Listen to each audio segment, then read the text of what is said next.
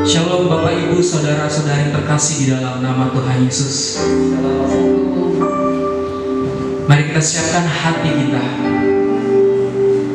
Dimanapun saudara berada pada saat ini, percayalah bahwa Yesus membangun gereja bukanlah bentuk atau gedungnya, tetapi gereja adalah setiap kita orang-orang percaya yang dipanggil oleh Tuhan. Jadi bagaimanapun bentuk ibadah kita pada pagi hari ini, itu tidak akan mempengaruhi esensi dari ibadah kita kepada Tuhan. Mari kita siapkan hati kita, mari kita siapkan hidup kita. Kita mau menyembah Tuhan. Yohanes 3:16 berkata, karena begitu besar kasih Allah akan dunia ini, sehingga Ia mengaruniakan anaknya yang tunggal, supaya barang siapa yang percaya kepadanya tidak binasa, melainkan beroleh kehidupan yang kekal. Mari hari ini kita renungkan kebaikan Tuhan yang 2000 tahun yang lalu telah mati bagi setiap kita. Mari kita angkat suara kita. Terima kasih Bapa, terima kasih Yesus.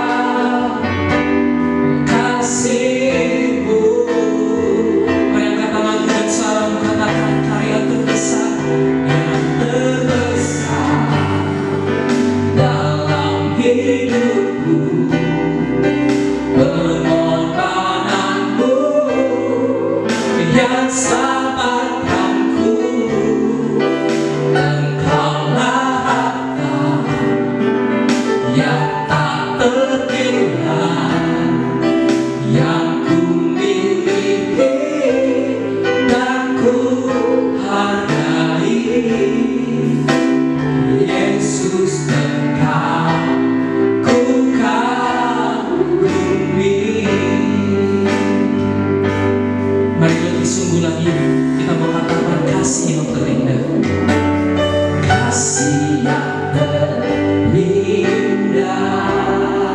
hati yang mulia, hati yang mulia.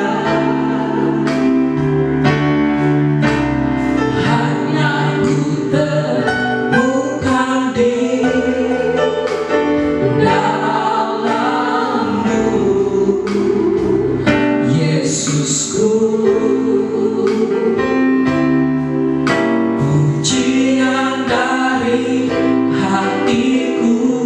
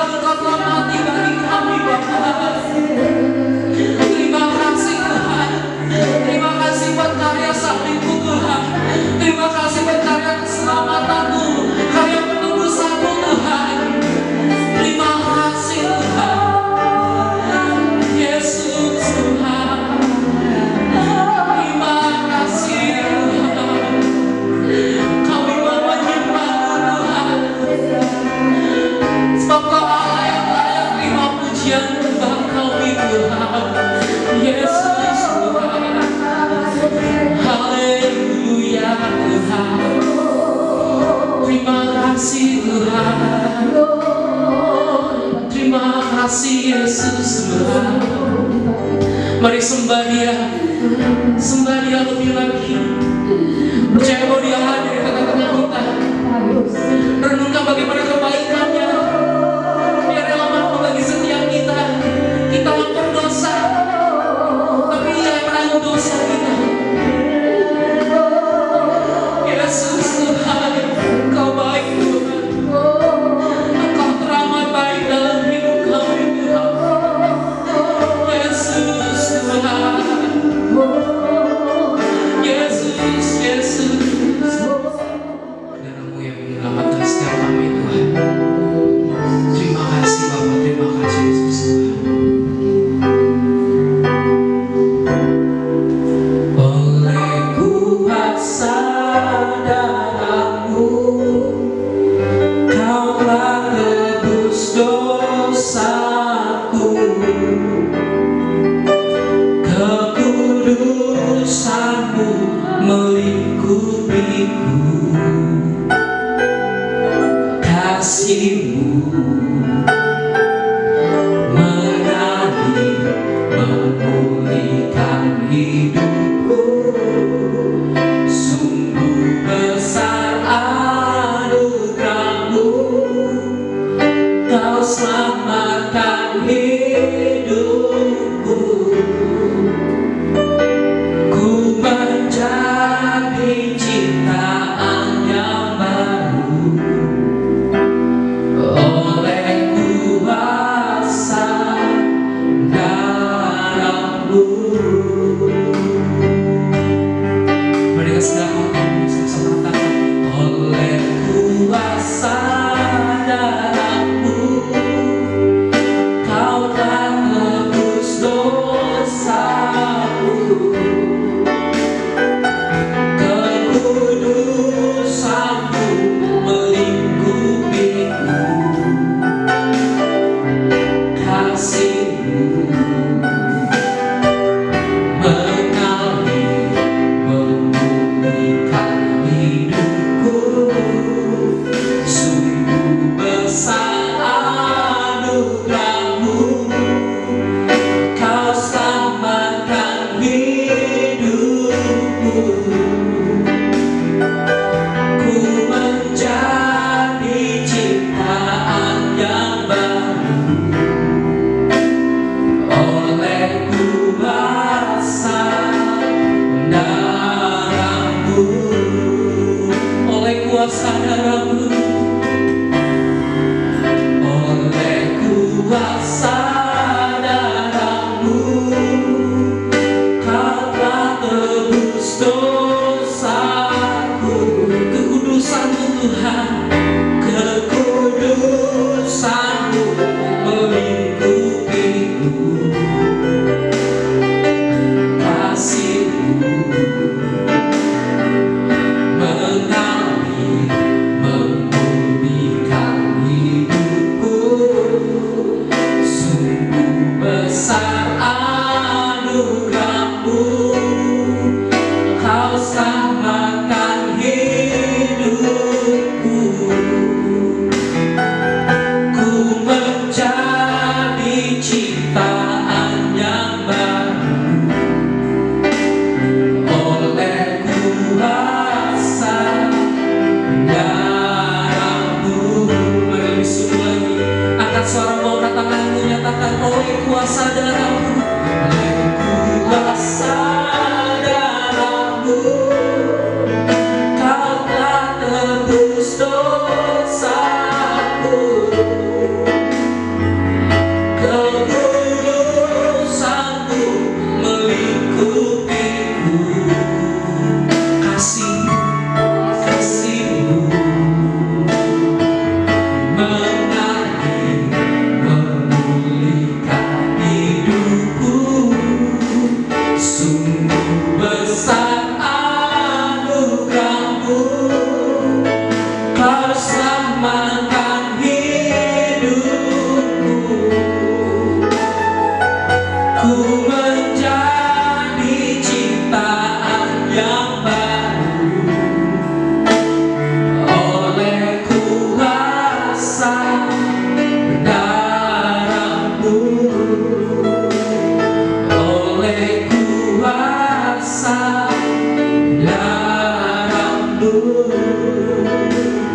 oleh kuasa darah-Mu. Berikan sorak-sorai pada yang mulia bagi Allah. Terima kasih Tuhan, terima kasih Yesus. Terima kasih Tuhan. Kami sungguh merasakan kehadiran-Mu Tuhan di tengah-tengah setiap kami Tuhan. Kami bersyukur Tuhan punya Allah seperti Tuhan. Kami bersyukur karena 2000 tahun yang lalu Kau telah mati bagi kami Tuhan. Engkau menyelamatkan kami, Engkau membenarkan kami, Engkau memuduskan kami Tuhan. Bahkan Engkau memulihkan hubungan yang telah rusak antara manusia dengan Allah Tuhan. Kami bersyukur Bapa. Kami berterima kasih Tuhan. Kami mau menyembah-Mu Tuhan lebih lagi Tuhan. Kami mau memuji-Mu Tuhan, membesarkan nama-Mu Bapa. Sebab Kau yang layak terima pujian, hormat dan kemuliaan bagi-Mu Tuhan. Di dalam nama Tuhan Yesus yang siap memuji Tuhan, sama-sama dengan saya katakan haleluya. Berikan sama-sama yang meriah bagi Allah kita. Haleluya. Serukan haleluya. Sekali kita serukan haleluya. Terima kasih Tuhan, terima kasih Yesus. Terima kasih Bapa. Kami percaya Tuhan, oleh darah-Mu Tuhan yang telah mati di kayu salib Tuhan, itu menyelamatkan setiap kami Tuhan, itu membebaskan setiap kami Tuhan dari belenggu dosa Tuhan. Terima kasih Bapa, terima kasih Yesus, terima kasih Tuhan. Kami mau memuji-Mu Tuhan. Haleluya Yesus. Terang telah tiba, keselamatan dan kuasa dan pemerintahan Allah kita, kuasanya yang diurapinya, karena telah dilemparkannya para pendakwa kita. Sekarang telah tiba, sekarang telah tiba, keselamatan dan kuasa, keselamatan dan kuasa dan pemerintahan Allah kita, kuasanya yang diurapinya, dilemparkannya para pendakwa kita. Oleh darah Anak Domba, oleh kesaksian kita, oleh kesaksian kita, iblis dikalahkan, kuasanya dihancurkan oleh darah Anak Domba.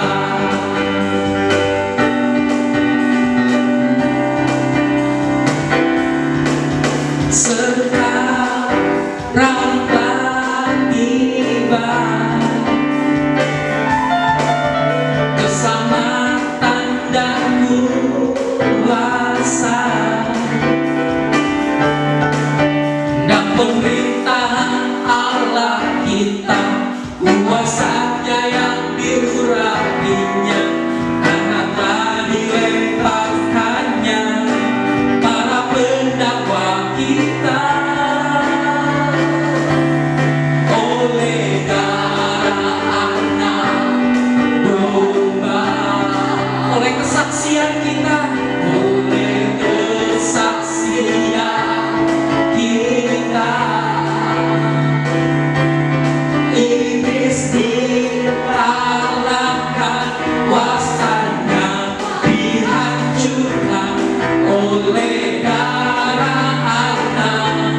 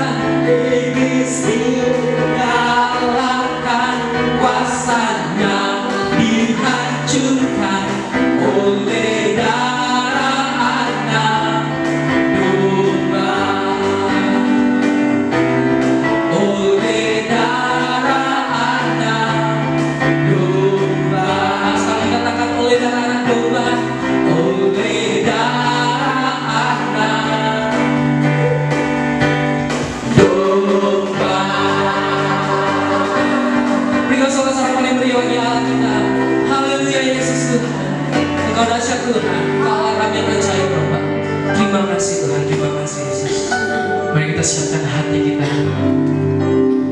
Mari kita siapkan telinga kita, biar Tuhan memberikan kita hati dan telinga sebagai murid untuk siap mendengar firman Tuhan pada pagi hari. Terima kasih Tuhan. Terima kasih Bapak pengorbanan Tuhan di kayu salib Tuhan. Engkau yang rela mati bagi kami Tuhan. Engkau yang berharga turun ke dunia yang tidak berharga Tuhan, menyelamatkan setiap kami yang tidak berharga, supaya kami yang tidak berharga menjadi berharga Tuhan. Kami bersyukur Tuhan. Terima kasih Tuhan. Haleluya Yesus.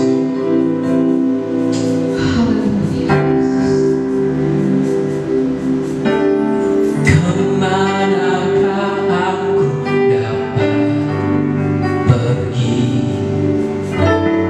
menjauhi rohmu yang suci, kau sahabat,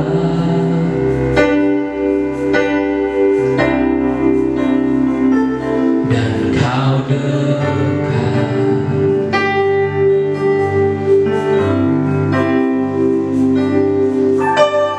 Bahkan seluruh pengabdianku tak bisa membalas kesetiaanmu, sungguh mulia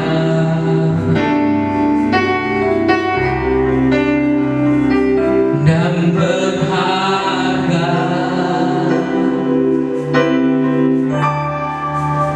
Sungguh besar pengorbananmu bagiku,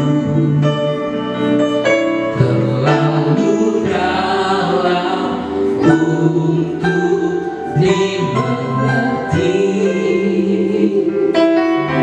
Sungguh besar,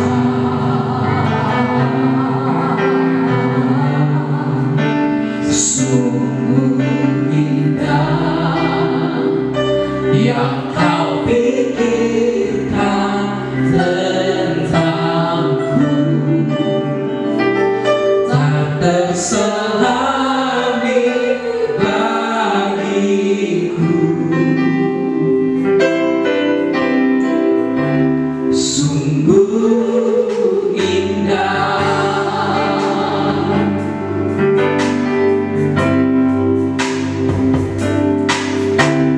Kemanakah aku dapat pergi, menjauhi rohmu yang suci, kau sahabat,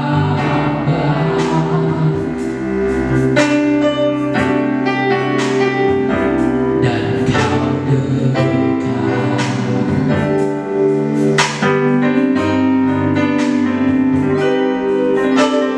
Bahkan seluruh pengabdianku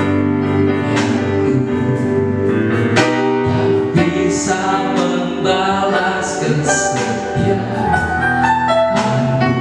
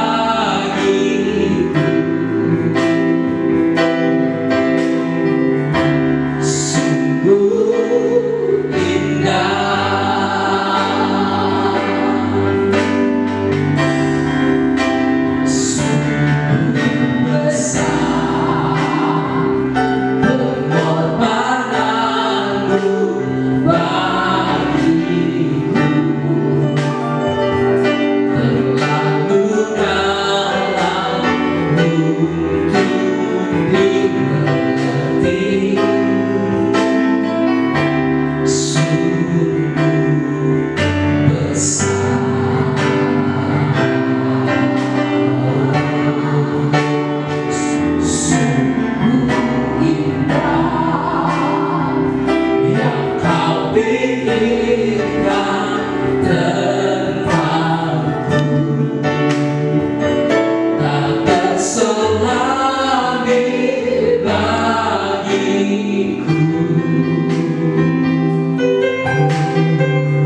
Sungguh indah,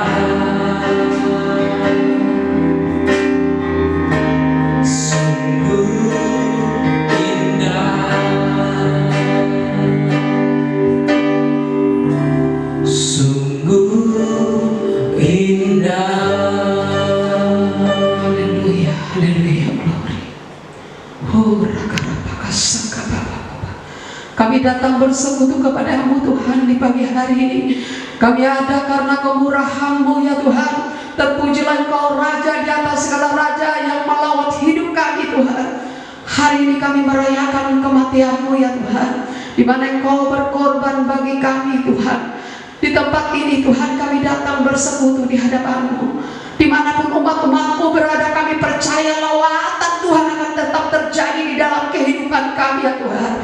Berikan kami kekuatan untuk terus berjalan bersama-Mu ya Tuhan. Pagi hari ini ya Bapa, kami serahkan seluruh kehidupan kami kepadamu. Jadikan telinga kami menjadi telinga seorang murid yang siap mendengarkan suara kebenaran firman-Mu ya Tuhan. Urapi mulut bibir hamba-Mu, maka setiap perkataan yang keluar dari mulut bibir hamba-Mu adalah firman dari Yang Maha Kudus, adalah ilham dari Roh Kudus, adalah pewahyuan-Mu. Aku menutup mulutku untuk segala yang bukan dari Tuhan. Di dalam nama Tuhan Yesus, berfirmanlah bagi kami, sebab kami menantikan suara kebenaran-Mu. Dalam nama Yesus kami sambut firman-Mu. Amin. Baik saudara kekasih di dalam Kristus, pagi hari ini kita merayakan kematian Tuhan Yesus.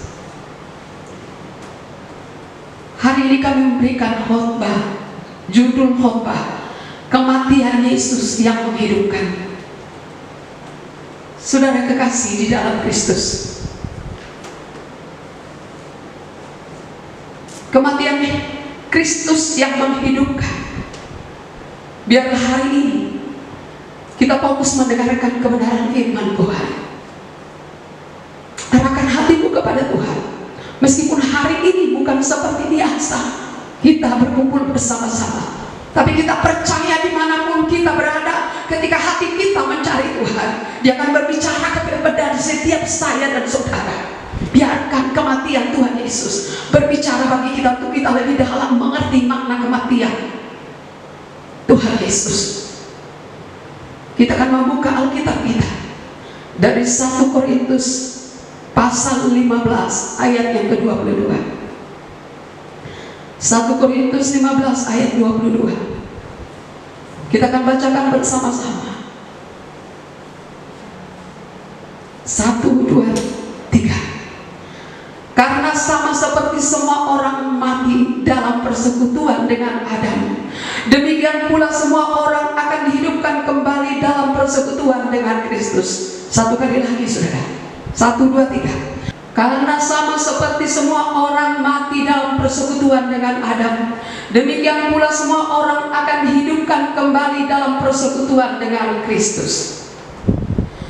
Kematian Kristus menjadi dasar utama kekristenan. Ada begitu banyak orang percaya, orang Kristen di seluruh dunia yang merayakan Natal lebih besar dari kematian, karena menganggap Natal itu lebih penting. Tapi pagi hari ini saya mau katakan kepada saudara, kelahiran Natal adalah satu kesia-siaan tanpa kematian. Hari ini kita berbicara tentang kematian, sebab tanpa kematian sia-sialah ibadah kita, sia-sialah kepercayaan kita kepada Tuhan. Ada beberapa pertanyaan yang mau kami bagikan kepada saudara, yang akan dijawab lewat kebenaran firman Tuhan. Pertanyaan pertama, mengapa Yesus Kristus harus mati? Mengapa Yesus Kristus harus mati? Untuk menjawab hal ini, kita akan belajar dari sejarah di dalam Perjanjian Lama. Sejarah di dalam Perjanjian Lama, kita akan buka di dalam Kejadian pasal 2 ayat 16 sampai ayat 17. Dan kita lanjutkan dengan Kejadian 3 ayat 6. Demikian kebenaran firman Tuhan. Kejadian 2 ayat 16 sampai 17. Lalu Tuhan Allah memberi perintah ini kepada manusia. Semua pohon dalam taman ini boleh kau makan buahnya dengan bebas. Tetapi pohon pengetahuan tentang yang baik dan yang jahat itu janganlah kau makan buahnya, sebab pada hari engkau memakannya pastilah engkau mati. Lalu kita melompat kepada Kejadian 3 ayat 6. Perempuan itu melihat bahwa pohon itu baik untuk dimakan dan sedap kelihatannya. Lagi pula pohon itu menarik hati karena memberi pengertian. Lalu ia mengambil dari buahnya dan dimakannya, dan diberikannya juga kepada suaminya yang bersama-sama dengan dia, dan suaminya pun memakannya. Firman Tuhan ini ditujukan kepada Adam dan Hawa, manusia pertama, ciptaan Tuhan yang paling mulia, di mana Tuhan memberikan kuasa kepada mereka untuk menguasai bumi. Tapi ada satu persyaratan. Tuhan melarang mereka memakan buah. Di Taman Eden ada satu buah yang berada di Taman Eden yang tidak boleh mereka makan. Saudara kekasih di dalam Kristus, pohon itu adalah pohon pengetahuan yang baik dan yang jahat. Buah dari pohon pengetahuan yang baik dan yang jahat. Lalu di dalam Kejadian 3 seperti yang sudah kita baca, Adam dan Hawa mendapat tawaran, mendapat godaan yang menarik hati lewat tawaran si ular yang adalah iblis.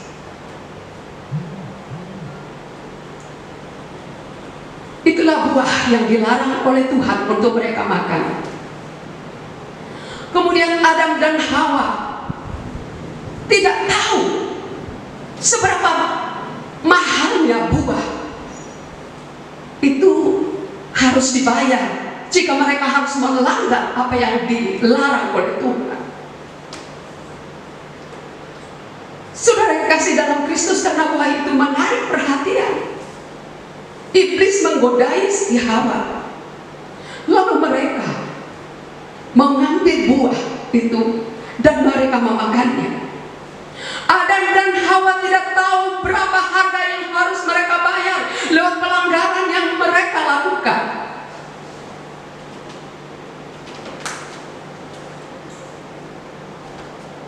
Mereka harus bayar. Buah itu dengan kuasa atas dunia yang diberikan Tuhan, dipercayakan Tuhan kepada mereka. Barter pun terjadi. Akibatnya manusia putus hubungan dengan Tuhan. Manusia pertama putus hubungan dengan Tuhan karena pelanggaran mereka. Mereka mati rohani dan mereka juga mati secara jasmani. Mati rohani berarti putus hubungan dengan Tuhan. Mulai dari situ mereka berpindah dari Taman Eden. Mereka sudah tidak layak ada di Taman Eden.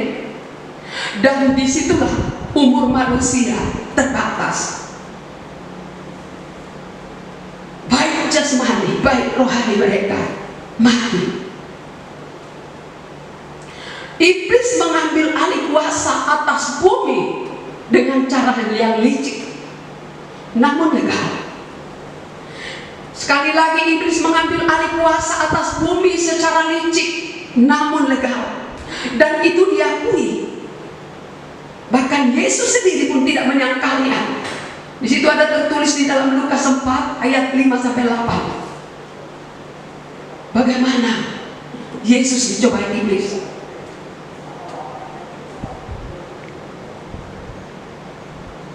Di dalam perjanjian lama ada begitu banyak nabi-nabi yang dipakai Tuhan dengan luar biasa. Tapi lewat jatuhnya Adam dan Hawa di dalam dosa,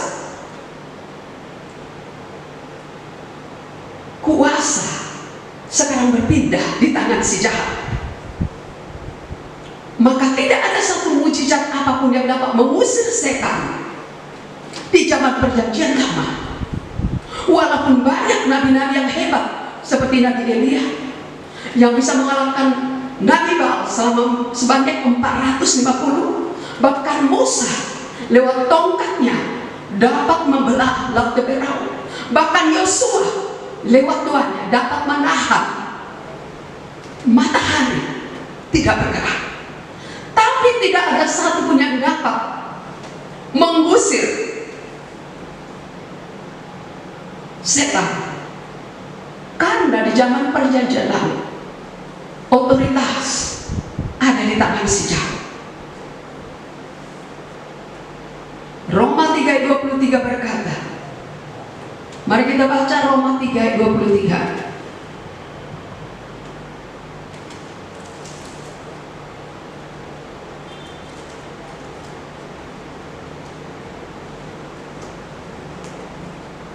Roma 3 ayat 23 berkata, karena semua orang telah berbuat dosa dan telah kehilangan kemuliaan Allah.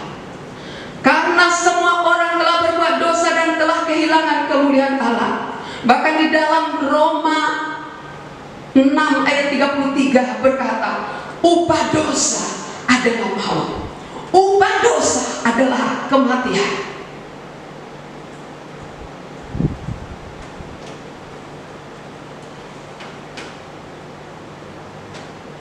Pertama sudah gagal. Hubungan manusia dengan Tuhan putus. Manusia adalah ciptaan Tuhan yang paling mulia. Tuhan mengasihi manusia, itu sebabnya Adam kedua harus datang. Roma 5 ayat 19. Kita akan bacakan di kitab Roma 5 ayat 19.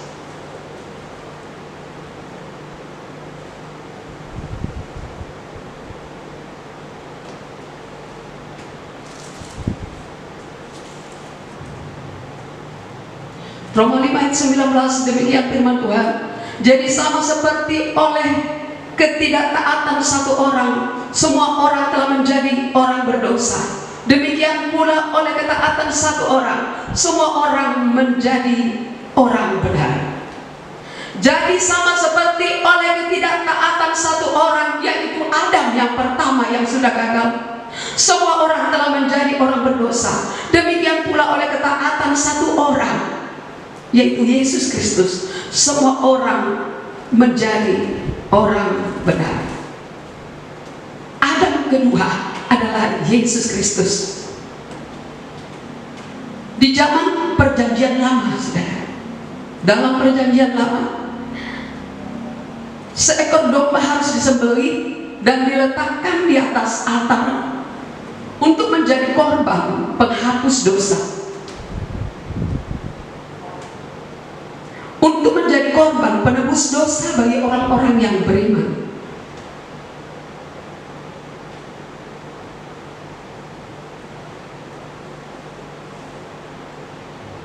Adam kedua datang untuk menyempurnakan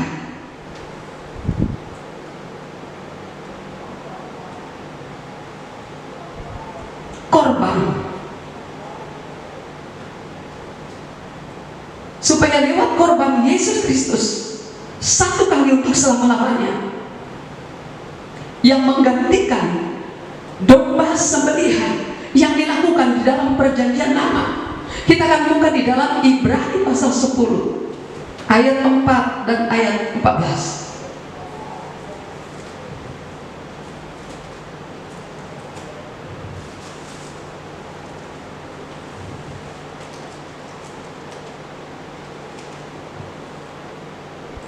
Ibrani pasal 10 ayat 4 dan ayat 11 dan ayat 12. Demikian firman Tuhan. Sebab tidak mungkin darah lembu jantan atau darah domba jantan menghapuskan dosa. Lalu di ayat 11, selanjutnya setiap imam melakukan tiap-tiap hari pelayanannya dan berulang-ulang mempersembahkan korban yang sama, yang sama sekali tidak dapat menghapuskan dosa. Tetapi Ia setelah mempersembahkan hanya satu korban saja karena dosa, Ia duduk untuk selama-lamanya di sebelah kanan Allah. Maka saudara yang kekasih di dalam Kristus, darah lembu, darah domba jantan tidak dapat menghapus dosa. Meskipun dilakukan berulang-ulang oleh para imam yang terjadi di dalam perjanjian lama, darah lembu dan darah domba jantan tidak dapat menghapus dosa. Hanya dapat minta untuk pengampunan sementara. Itu sebabnya Yesus lahir. Maka diperlukan korban pengganti satu kali untuk selama-lamanya.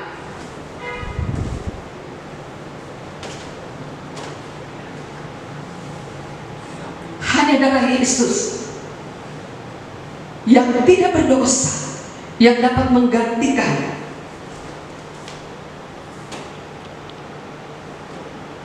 yang dapat melengkapi, yang dapat menyempurnakan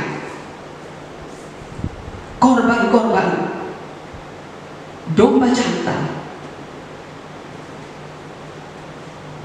dan darah domba, darah lembu dan darah domba jantan. Korban pengganti itu adalah korban darah Yesus sendiri. Bagian kedua, kalau tadi kita berbicara mengapa Yesus Kristus harus mati, karena Dia satu-satunya yang tidak berdosa, dijadikan tumbal dosa satu kali untuk selama-lamanya. Bagian kedua, kita akan berbicara tentang tujuan kematian Kristus. Kalau tadi mengapa Yesus Kristus harus mati, bagian kedua, untuk apa Yesus Kristus mati? Untuk apa Yesus Kristus mati ada beberapa bagian yang dapat kita bahas dalam hal ini. Bagian pertama, Yesus Kristus mati untuk menyelamatkan manusia. Itu ada di kitab Lukas pasal 19 ayat 10. Lukas pasal 19 ayatnya yang ke-10.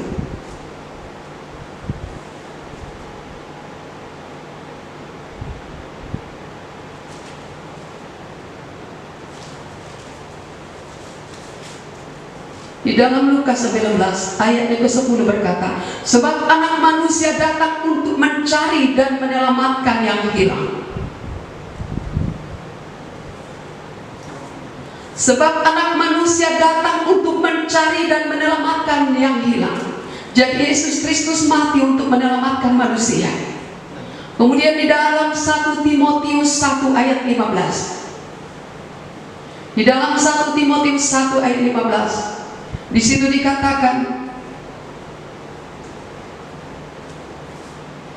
1 Timotius pasal 1 ayatnya yang ke-15. Perkataan ini benar dan patut diterima sepenuhnya. Kristus Yesus datang ke dunia untuk menyelamatkan orang berdosa, dan di antara mereka akulah yang paling berdosa. Ini adalah pernyataan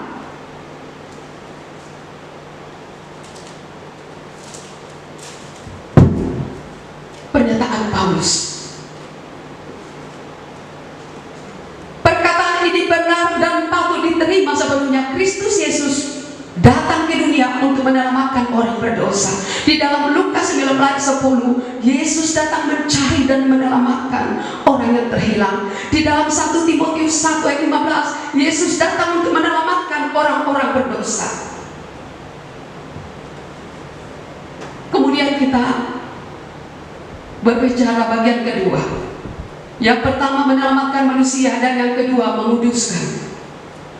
Di dalam Yohanes 17 ayat 19. Yohanes 17 ayat 19.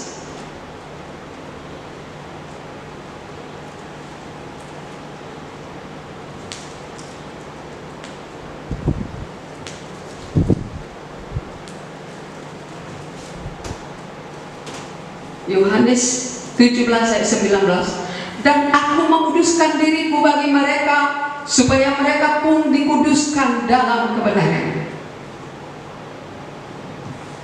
Jadi Yesus datang mati untuk menguduskan, supaya setiap orang percaya dikuduskan dalam kebenaran.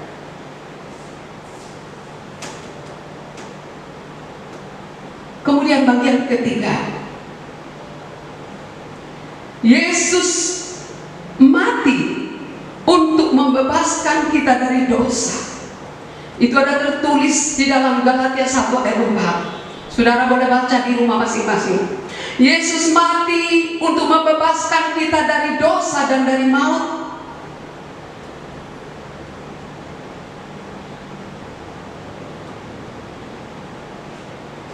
Kemudian bagian keempat,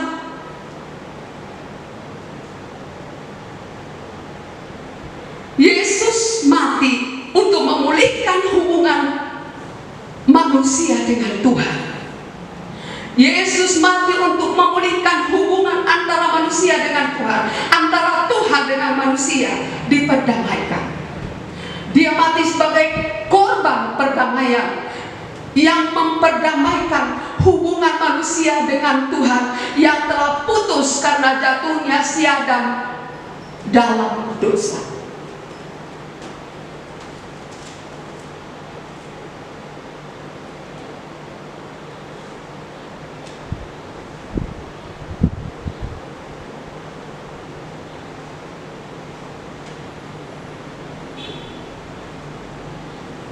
Roma 5 ayat 10. Di sini dikatakan di dalam Roma 5 ayatnya yang ke-10.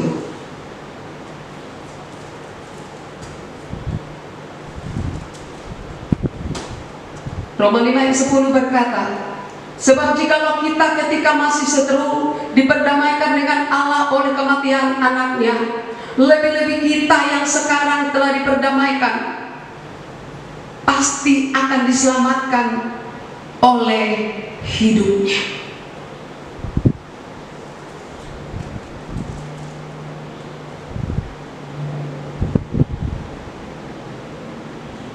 Kita diselamatkan oleh kematian Yesus Kristus di kayu salib.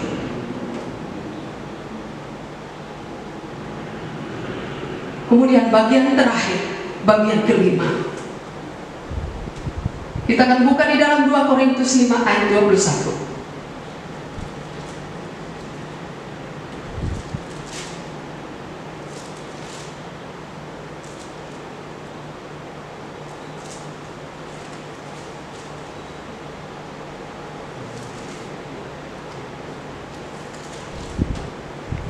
Dua Korintus 5 ayat 21 dikatakan, dia yang tidak mengenal dosa telah dibuatnya menjadi dosa karena kita, supaya dalam dia kita dibenarkan oleh Allah. Sekali lagi saudara, dia yang tidak mengenal dosa telah dibuatnya menjadi dosa karena kita, supaya dalam dia kita dibenarkan oleh Allah. Yesus sudah mati di kayu salib membayar saya dan saudara. Tadi ada 5 hal mengapa Yesus harus mati. Tujuan Yesus mati di kayu salib, tujuannya pertama adalah menyelamatkan manusia. Tujuan kedua, untuk membebaskan manusia dari dosa, dari dalam maut.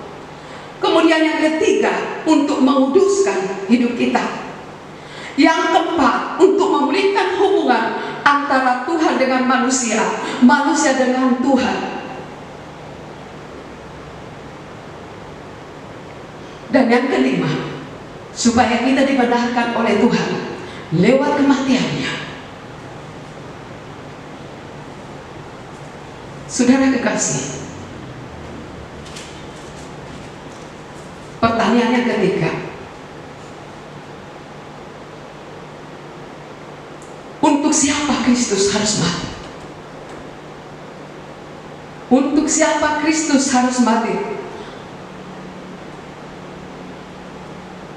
Di dalam Yohanes 3:16 Ayat yang sudah biasa hafalan bagi kita dikatakan, karena begitu besar kasih Allah akan dunia ini, sehingga Ia memberikan anaknya yang tunggal, supaya setiap orang yang percaya kepadanya tidak binasa, melainkan beroleh hidup yang kekal. Jadi Kristus mati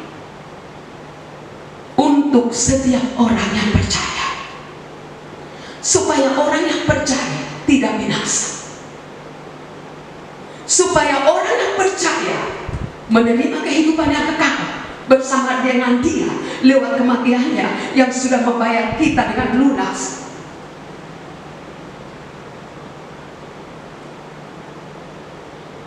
Ada satu ayat lagi di dalam Yohanes 3 ayat 36.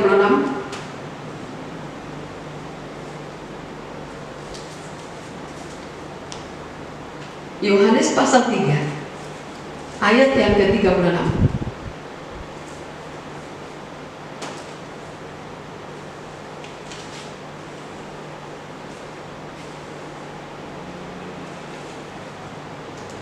Barang siapa percaya kepada anak, ia beroleh hidup yang kekal. Tetapi barang siapa tidak taat kepada anak, ia tidak akan melihat hidup, melainkan murka Allah tetap ada di atasnya. Untuk siapa Kristus harus mati? Pertama, untuk setiap orang yang percaya kepadanya, dan yang kedua kepada orang yang percaya dan taat kepadanya. Jadi bukan hanya percaya, tapi taat melakukan apa yang Tuhan perintahkan, taat melakukan setiap firman yang diperintahkan oleh Tuhan. Saudara kekasih dalam Kristus, dari ayat-ayat yang kita sudah bacakan pada pagi hari ini, kita dapat kesimpulan bagaimana berharganya kematian Yesus. Sia-sialah ibadah kita tanpa kematian Yesus. Saudara yang kekasih dalam Kristus, melalui kematian Yesus Kristus di kayu salib, tirai pembatas yaitu dosa sudah dihancurkan. Dosa sudah dibayar lunas oleh Tuhan Yesus. Maka setiap kita bebas menghampiri Tuhan. Setiap kita bebas menghampiri Tuhan, kapanpun dan dimanapun kita berada. Yang penting di sini bagaimana hati kita, kerinduan kita kepada Tuhan. Kuasa Tuhan sudah dikembalikan kepada setiap orang yang percaya kepada-Nya. Tanda-tanda orang percaya kepada Tuhan dapat mengusir setan-setan demi nama Yesus. Maka hari-hari ini setiap masalah yang kita hadapi dengan iman kepada Kristus, karena otoritas kuasa itu sudah dikembalikan kepada kita lewat kematian Tuhan di kayu salib. Itu sebabnya saudara yang kekasih dalam Kristus, jangan hidup dengan fakta yang ada, tapi hiduplah dalam kebenaran firman Tuhan. Hiduplah dalam kebenaran firman Tuhan. Saat kita percaya kepada Tuhan yang sudah mati di kayu salib bagi saya dan saudara, Roh-Nya akan turun ke atas kita. Maka kita dengan Dia menjadi satu. Satu di dalam kematiannya, satu di dalam kebangkitannya, satu di dalam kemenangannya. Kuasa Tuhan, apa yang Tuhan lakukan di dunia ini dulu, waktu Dia masih ada di dunia, waktu Dia menjadi manusia, hal itu juga sama bisa kita lakukan sekarang, karena kuasa Tuhan sudah Tuhan berikan kepada kita. Itulah rencana Tuhan. Itulah kenapa Tuhan Yesus harus lahir dan harus mati bagi saya dan saudara. Puji Tuhan, kiranya firman Tuhan ini menjadi berkat bagi kita semua. Glory bagi Yesus.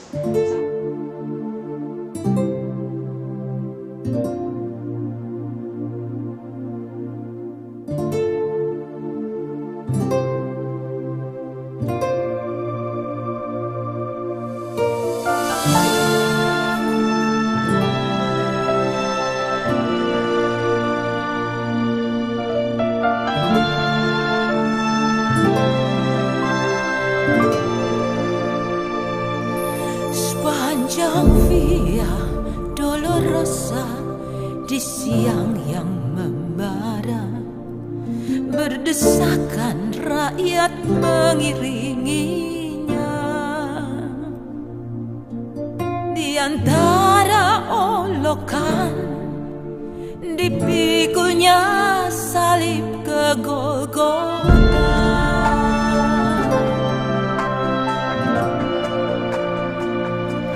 Menetes darah dan peluh dari tubuh yang letih, tanpa ampun cambuk pedih menderanya.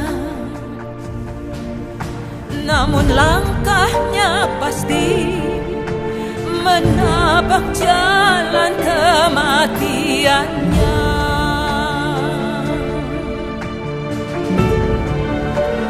Atas Via Dolorosa, jalan penuh derita, bagai domba keluh Yesus Sang Raja.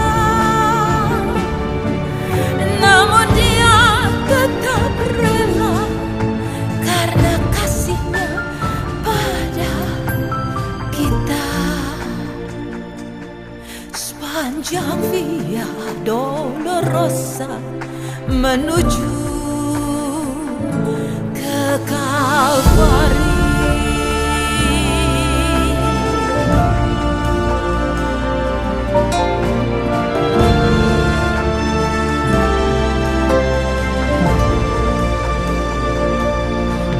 Menetes darah dan peluh dari tubuh yang letih, tanpa ampun cambuk pedih menderanya.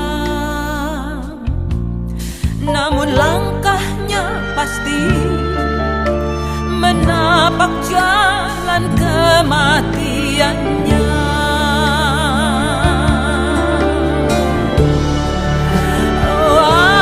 Atas Via Dolorosa, jalan penuh derita, bagai domba keluh Yesus Sang Raja.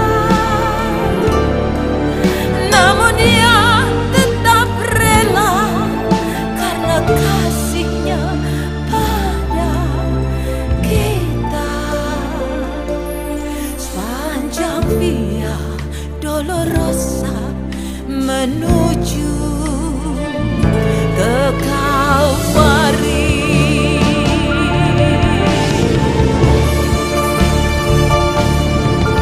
Darahnya menetes membasahi bumi, membasuh dosa manusia.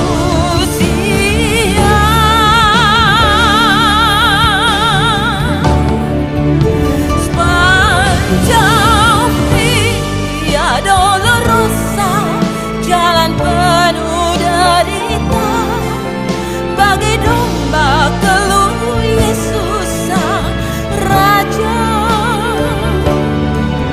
Namun Dia tetap rela karena kasih-Nya pada kita. Sepanjang Via Dolorosa menuju ke Kalvari.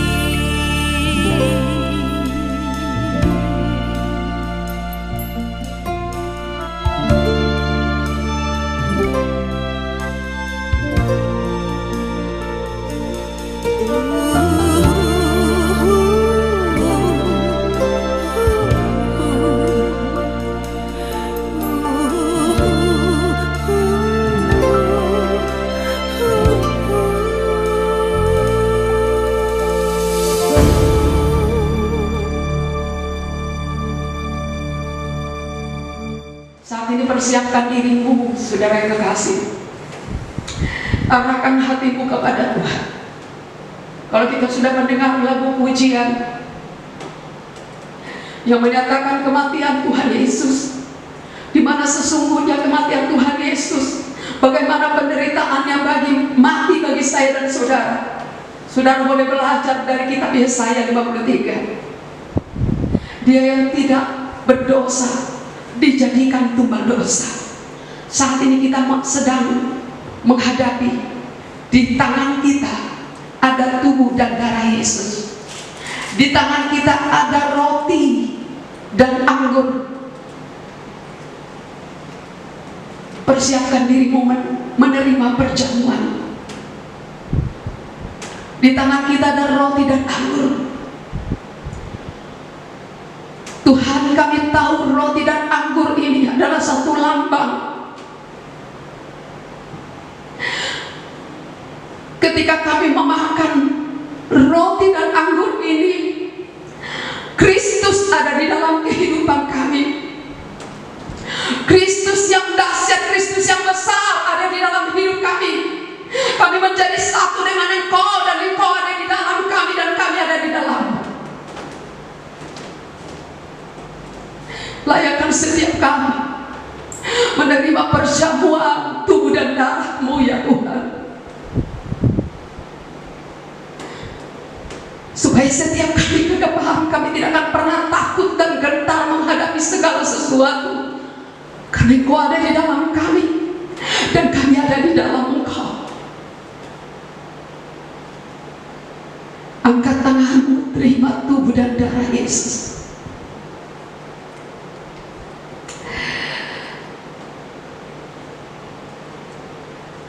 Terima kasih Tuhan. Kami terima tubuh dan darah-Mu.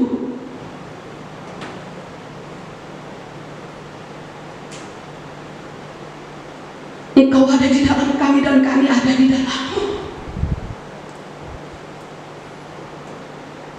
Hidup kami menjadi satu dengan Engkau Tuhan. Kuasa kematian-Mu dan kuasa kebangkitan-Mu ada di dalam hidup kami.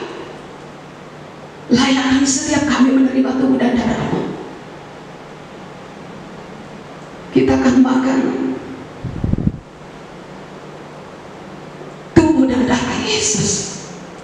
Kami terima tubuh dan darah-Mu di dalam nama Tuhan Yesus Kristus. Kita makan bersama.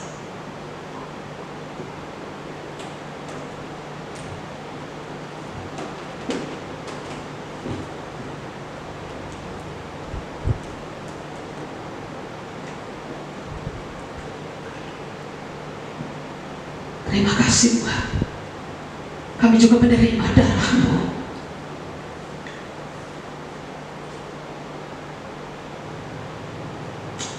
Menjadi peringatan akan kematian-Mu di dalam nama Tuhan Yesus.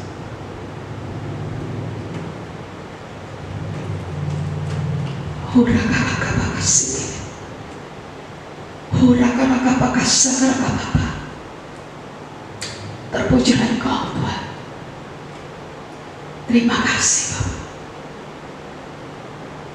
Di dalam nama Tuhan Yesus. Haleluya. Shalom saudara terkasih dalam Kristus. Ibadah kita sudah selesai. Saya percaya setiap kita sudah diberkati oleh Tuhan. Jangan lupa hari Minggu 2 hari lagi kita akan merayakan ibadah Paskah kebangkitan Tuhan Yesus. Puji Tuhan.